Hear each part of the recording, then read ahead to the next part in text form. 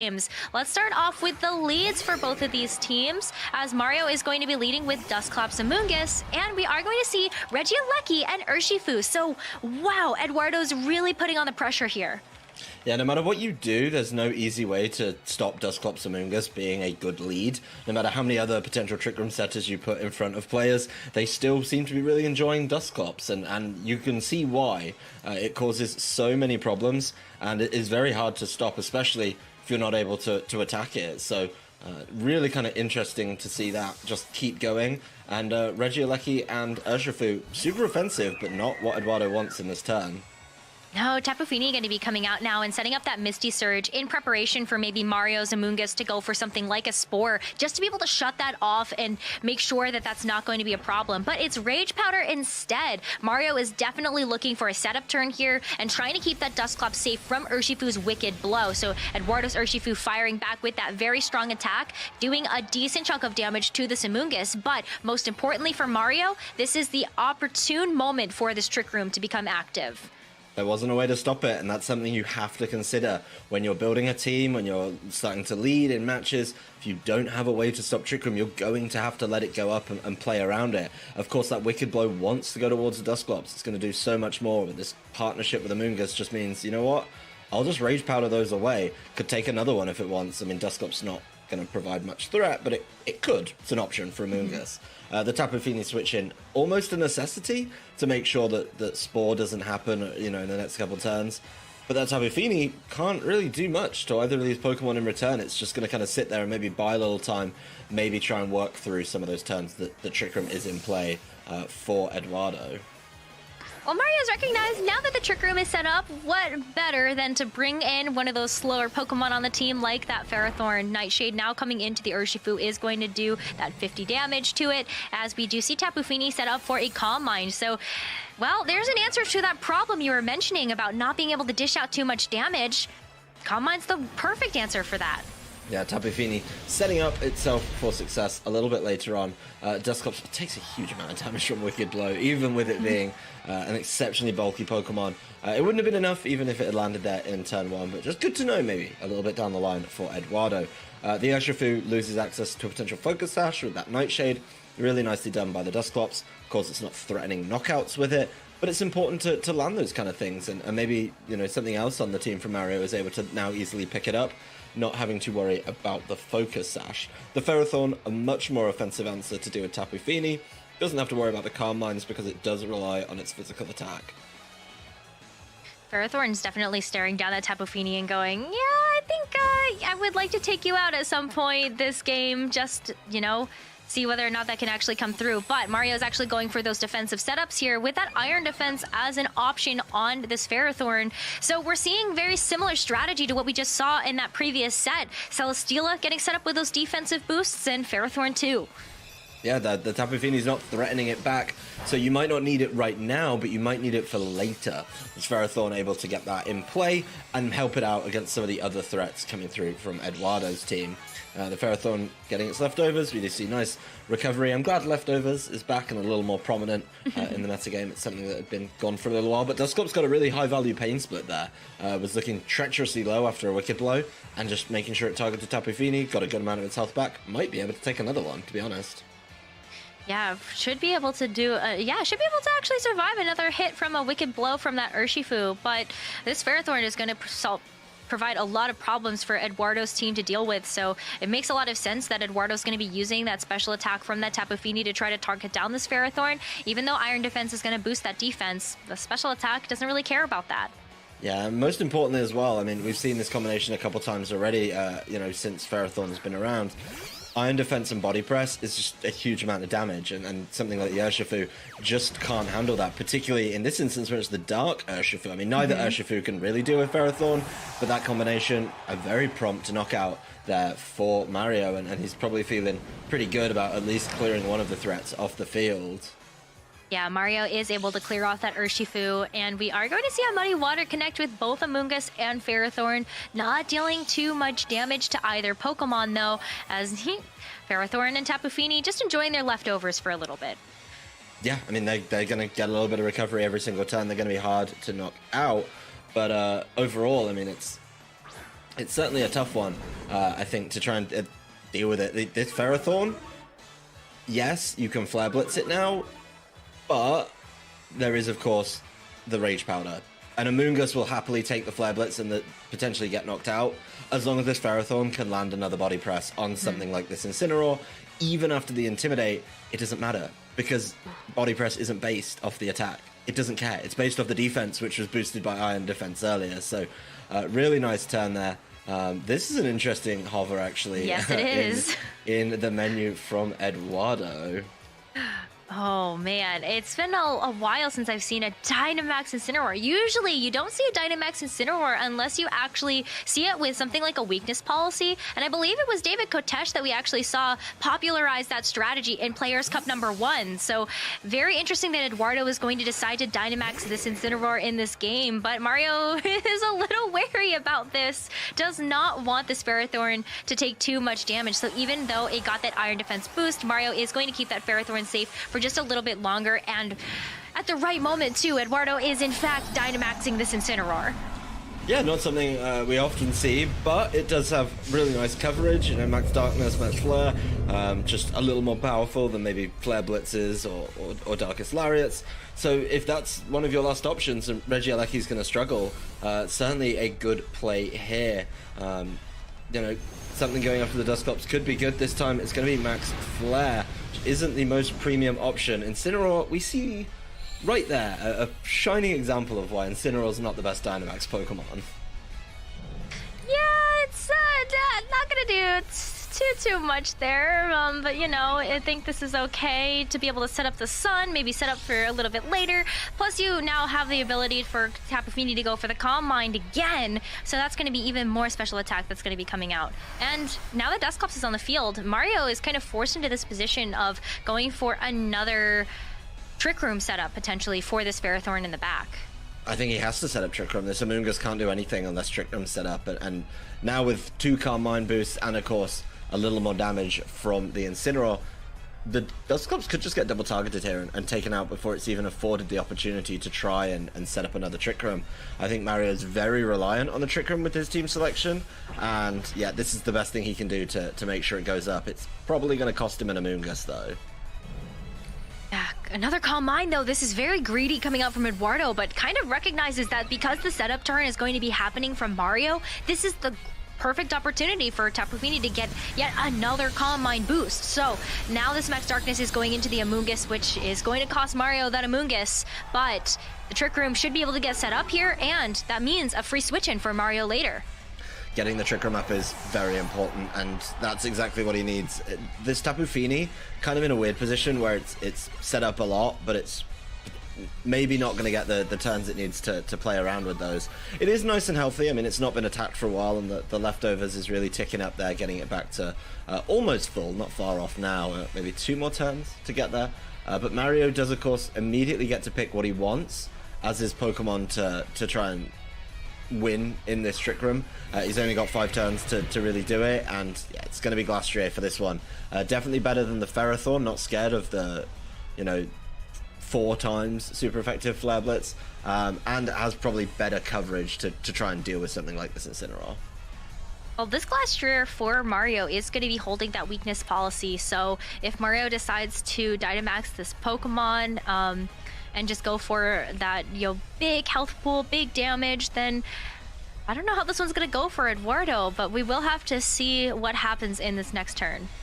Yeah, a lot riding on this Glastrier that is the Dynamax choice. Not surprising in Trick Rooms, we've seen it a couple times already over the course of Players Cup 2.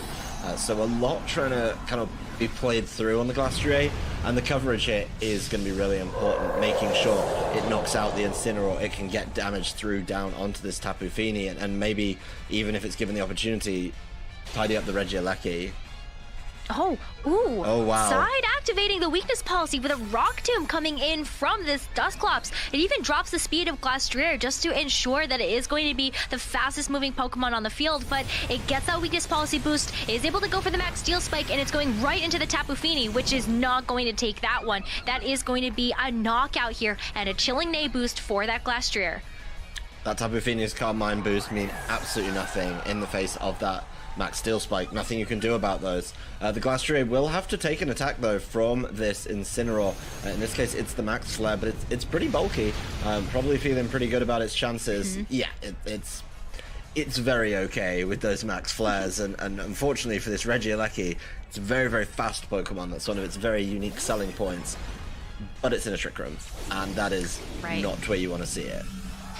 No, it is not. That means that Regieleki is going to be probably the last to move. So what kind of attack is Regieleki even going to be able to get off in this turn? It has access to Protect, so it could go for that. But, you know, one of Regieleki's selling points is the fact that it's so electric type focused with a bunch of electric type attacks, and not going to really be able to do too much, especially with a weakness policy boosted Glastrier in your face that can hit you for super effective damage. So that is going to be game number 1, heading over to Mario Soriano. And what a fantastic game so far. I feel like Edoardo really did play super well that set, but maybe just didn't bring quite the right Pokemon there and was in an awkward position having to Dynamax that Incineroar.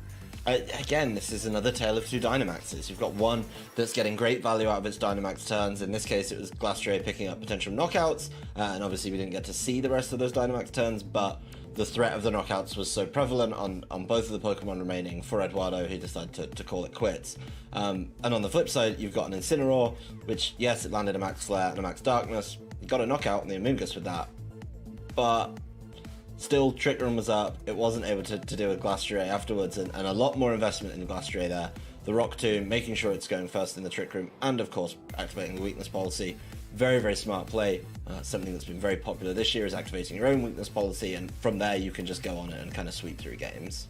Yeah, I really like that adaptation coming in from Mario, just to be able to use that Rock Tomb inside, activate the weakness policy. I think that's something that a lot of players have really relied on as a strategy for a lot of the Players Cup 2 matches that we've seen, just to be able to proc those weakness policies like the Surf from Dragapult onto Colossal or something like that. But let's go ahead and get into game number 2, see whether or not Edoardo can come back from this set. The winner of this match is going to be able to move on forward in the bracket and have their hopes of making it into those global finals. So we will see Mario's kick things off here with Amoonguss and Dusclops once again, definitely relying on the Trick Room second time around. But then you also have the Incineroar and the Tapu Fini this time around for Edoardo. So a little bit of a different switch up here. Definitely not seeing that Regieleki in the front, I feel like is a really good start for Edoardo's adaptations for this set. I like it. I don't think the Regieleki had any place in that last matchup, and as soon as it took the field, it left. And then the second time we saw it at the end of the game, it was part of the turn where he just decided to call it quits. So it really wasn't high value for him at all there, and I like the way he played around that. You immediately get the Tapu Fini in, you immediately get Misty Terrain into play and limit the options from this Amoonguss, so a much better lead from Edoardo Junipero Ferraris, making Mario think a little bit more, but I still think Mario is going to get his Trick Room up. I just don't see a way that that doesn't happen. Yeah, Tapu Fini is kind of recognizing that too for Edoardo and saying, let's just go ahead and start getting these Calm Mind boosts, especially when I might be able to hit a Pokemon that's in the back that Mario has for a little bit more damage. I think that's going to be really great here. But Darkest Lariat comes out from this Incineroar and does go into Amoonguss, but Amoonguss fires back with a Sludge Bomb into the Tapu Fini. It's really great to be able to see that special defense boosted before this Nightshade comes out from Dusclops. So actually no Trick Room starting to get set up here for Mario just yet.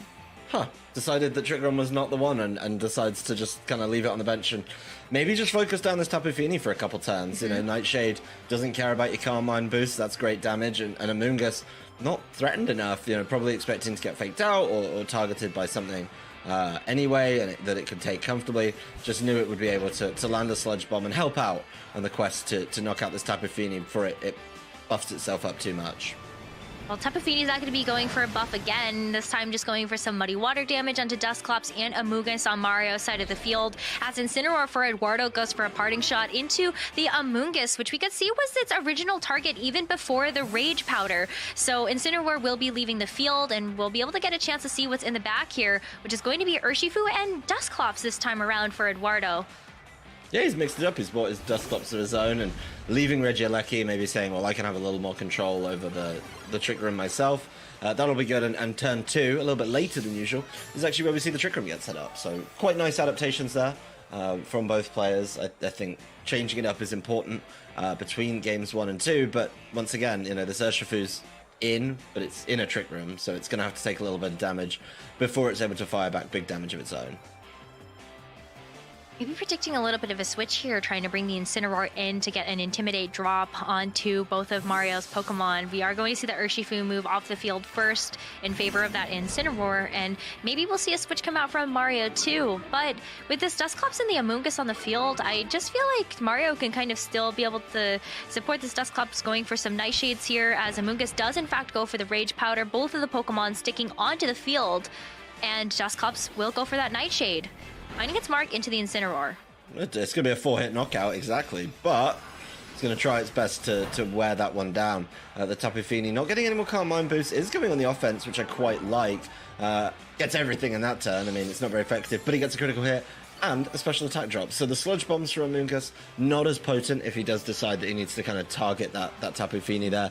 And this Tapu Fini's healing up with its leftovers. It's been left alone for a while now, so it's still kind of an issue for Mario to knock out. Incineroar can buy a little time with the potential Fake Out. Definitely could knock out the Amoonguss now as well. So options from both players. The next couple turns at the end of this first Trick Room, certainly important. Let's see what happens in this Trick Room, because for the most part, Mario has just kind of opted to keep this Amoonguss and Dusclops duo on the field, trying to drop this Tapu Fini, but it's time to make some switches. Mario is going to be bringing that Dusclops back for Ferrothorn, so we will see that Ferrothorn hit the field once again, as Amoonguss does go for a Protect in this situation, and I feel like that's not going to be super great, as Incineroar was going for the parting shot into that slot and will not be able to leave the field now.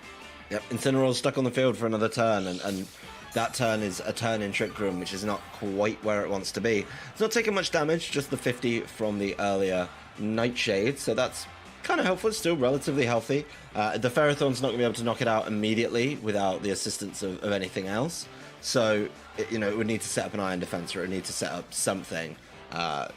So it's not a bad position for either player, but very defensive. No one in a really kind of key and clear advantage right now. I think the end of this Trick Room is going to be crucial for both players. End of Trick Room is coming very shortly, and you can already see that Mario has opted to try to keep Dusclops around just a little bit longer, and maybe we'll see this Dusclops come back onto the field for when Trick Room is going to expire. So another switch coming through, and it is that Dusclops. You see that the items that both of these Pokemon are carrying just because of that Frisk ability, but Ferrothorn is going for that Iron Defense.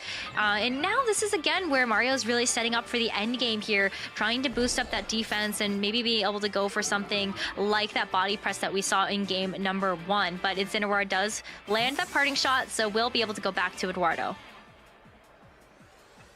Yeah, no, getting that out is key, and I think saving it for later and the perfect position, which would probably be out of Trick Room, rather important there. We are going to get the reveal over on Edoardo's side and show it's his own Dusclops. We get to talk about more potential Trick Room mind games here. Yeah, do you set up the Trick Room? Do I reverse the Trick Room? It's one of your favorite things, so it's always so exciting to see the Trick Room get reversed by Trick Room. So I'm really excited to see whether or not we get a chance to see that in that next turn. But Tapu Fini Muddy Water first, just to be able to get some damage off, and damage it does. Tapu Fini's been putting in a shift in this game. It's been really, pushing through and being able to not only to heal up by sitting on the field with leftovers, but make sure it puts in its work after those boosts. So I like the way it's been played out. This first Trick Room is drawing to a close very soon, and at the end of it, we could very likely have 2 Dusclops on the field. Coming down to the moment where it might be Trick Room versus Trick Room.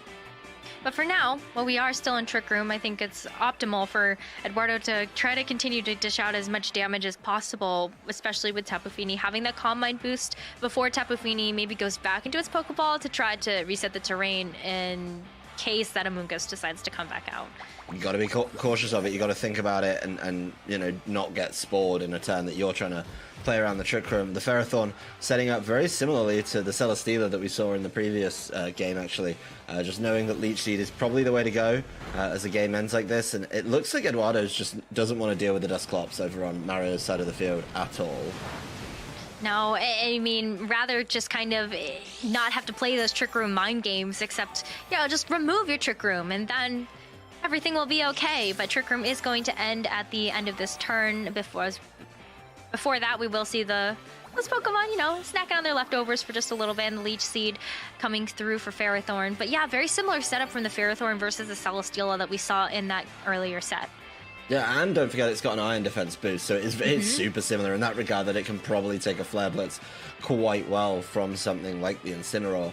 A lot riding, I think, on the Tapu Fini to make sure that it gets knockouts. It stops potential Trick Rooms going up, and Edoardo definitely wants to play out of the Trick Room right now, considering, his team is, yes, Trick Room orientated, but it's definitely faster than Mario's team. Yeah, so you can see that Dusclops was going for the Nightshade there, recognizing that Tapu Fini would be able to pick up the knockout onto the Dusclops from Mario's side with that Moonblast, but a double Leech Seed now on the field for this Ferrothorn. Ferrothorn's going to be sitting pretty for at least one more turn, unless there's a double switch. It's probably going to be feeling pretty good about its recovery options, and it's got its defense boost, so it can maybe try and catch an Incineroar on the switch-in. If it could land a body press on that turn, you got to figure out where would the Incineroar come in. If Dusclops and Tapu Fini are leaving to avoid the Leech Seed, if Mario can catch that, it could be a very, very quick swing of momentum for him. And obviously, Incineroar's not going to cause any problems with Intimidate if it's body pressing, so slow game from this Ferrothorn, but it could just be a win condition.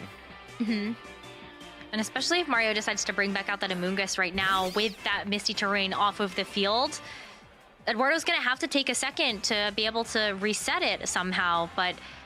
Oh, well, here's something interesting. Maybe going for a Haze to be able to remove those defensive boosts and try to get this Incineroar in a position where it can knock out the Ferrothorn. Yeah, the Incineroar is going to be having a much easier time if the Iron Defense boost isn't in play. I like this. I think it's something that Dusclops doesn't use as much as maybe it could. And with the amount of setup we've seen, even in the two games we already featured today, that would be huge for swinging momentum in a number of matchups. So a good addition to the moveset of Dusclops. I know people obviously ruminate on what is the perfect set for it, but the Incineroar comes in, it does get the Intimidate down, and obviously Dusclops is going to be moving last. There's no Trick Room, so Mario here has to figure out, is he going to be able to call this exactly as he needs? Oh, the Spore comes through from Amoonguss now that Misty Terrain is not on the field, so Dusclops is going to be going to sleep. Will not be able to fire off any attacks this turn, so Ferrothorn can't go for the body press and makes the right call going into the Incineroar switch in, knocking it out! Yeah, read him like a book and knew the Incineroar was going to come in at some point to try and deal with these two grass types. Just had to call the slot right, covered the other slot very nicely with a Spore, which if it had been kind of reversed or the other way around, probably would have been fine too. I mean, you don't want to body press a Dusclops, but put himself in a great position there as this Ferrothorn still has a Leech Seed down on this Dusclops. The Tapu Fini left, giving up all its Carmine boosts as well. Of course, Urshifu can get in here, and that's going to be a bit of a tinker for something like this Ferrothorn. But Ferrothorn has still got a defense boost that it's feeling pretty good about. Amoonguss and Ferrothorn can definitely just keep applying pressure to this Urshifu for the next turn or two. As we mentioned, body press does a huge amount of damage after an Iron defense boost, and we've seen the Amoonguss isn't afraid to attack when it needs to. It did that right at the start of the game. So a combination, yes, you would get big damage down on the Ferrothorn. Yes, that would be very annoying. But if you get a knockout in exchange for it, probably fine. Probably a good little deal.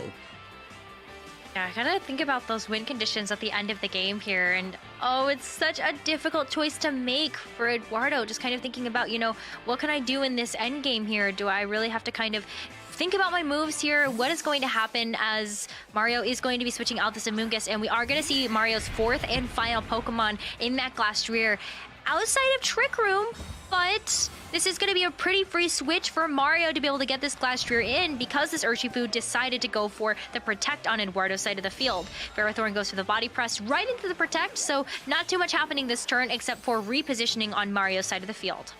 Yeah, Mario gets a free switch into his Glastrier, and now the Urshifu's attentions are definitely split. We haven't seen a Dynamax actually out of Edoardo yet, so you can look at him now, mulling it over, trying to figure out exactly where he wants to go with it. Looks like he's going to need as much damage as possible out of the Urshifu, which is certainly a tough decision to make. Urshifu really does enjoy its kind of wide move pool and being able to play around that, so it's certainly a tough call to make. And yes, the Urshifu is going to be able to attack first, but it's most likely then going to have to take 2 hits before its partner Dusclops can even try and fight back there. I think that's the problem about Max Knuckle, right? Is that it's not really able to dish out as much damage as something like a Max Geyser could, or even G-Max One Blow coming up from the Urshifu. But you really need those attack boosts, and you really need that super effective damage to try to knock out that Ferrothorn as well as that Glastrier as quickly as possible. And it's unlikely that we might see like a Ferrothorn Dynamax here, unless you really want to, see some shenanigans happen. But I think that this targeting is right for Edoardo just to be able to get themselves back into this game and into this set.